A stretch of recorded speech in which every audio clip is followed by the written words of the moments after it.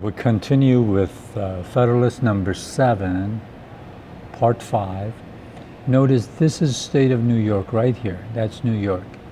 And look at the yellow strip of land, VT. That's going to be the state of Vermont.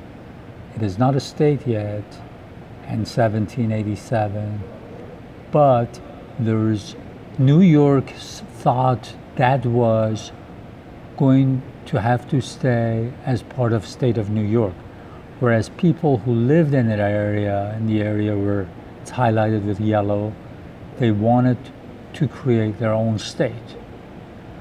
So as we saw with the previous parts of Federalist number 7, Hamilton is saying that all this land that we have to the west, all the land over here, states are going to claim that part of them is theirs. That is going to create a problem for us. We're going to go to war with one another if we don't unite. Okay? And for an example, in this paragraph that I'm going to read to you, is going to remind the readers of the state of Vermont, which is in that corner right there. Well, I'm sorry, it's not a state yet, but it's the part of the New York that's claimed by the people who live in that area. They want to start their own state. And here he's going to say, look, those who had an opportunity of seeing the inside of the transactions which attended the progress of the controversy between this state and the District of Vermont. See, it's calling it a district right now. It's not calling it a state. Can vouch the opposition we experienced, as well from states not interested as from those which were interested in the claim, and can attest the danger to which the peace of the Confederacy might have been exposed had this state attempted to assert its rights by force. He says, look, we just experienced this. The state of New York just experienced this. We had to work out a deal with the people who live there, and they want to create a new state called Vermont, but we worked out a deal where we worked it out peacefully. He said if the people of New York had decided to go about it by force, you can imagine what would have happened. Lots of killings and who knows what. So he's warning these states that be careful, because of all this piece of land that's in the West that everybody is claiming to have a piece of because they fought in the Revolutionary War, so they want part of it as a prize. He says all these states are going to claim piece of that land, and we might go to war over that because there will not be a good understanding of who deserves how much of that land. For example, state of Virginia used to say that all this area is mine, it belongs to me. And the rest of the states would say, how come? We fought in the war too, so we need a part of that. So he's saying be careful. One of the causes of our destruction will be if we don't unite, because these lands will be up for grabs. Everybody would want some of it. They can't agree on who gets what. They'll go to war. We'll go to war. And then he continues, two motives preponderated in that opposition. One, a jealousy entertained of our future power, and the other, the interest of certain individuals of influence in the neighboring states who had obtained grants of land under the actual government of that district. Even the states which brought forward claims in contradiction to ours seemed more solicitous to dismember the state than to establish their own pretensions. These were New Hampshire, Massachusetts, and Connecticut. New Jersey and Rhode Island, upon all occasions, discovered a warm zeal for the independence of Vermont, and Maryland, until alarmed by the appearance of a connection between Canada and that place, entered deeply into the same views.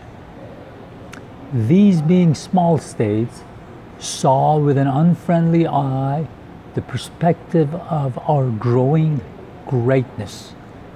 In a review of these transactions, we may trace some of the causes which would be likely to embroil the states with each other if it should be their unpropitious destiny to become disunited. Unpropitious means unfavorable.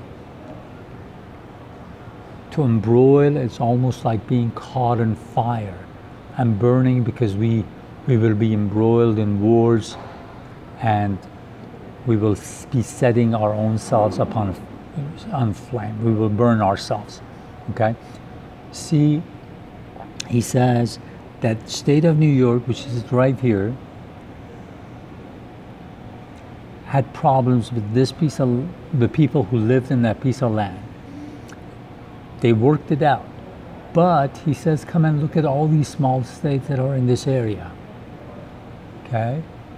Massachusetts, Connecticut, Rhode Island, New Jersey, Maryland, all these states thought that if we keep that piece of land, we will be a greater, more powerful state.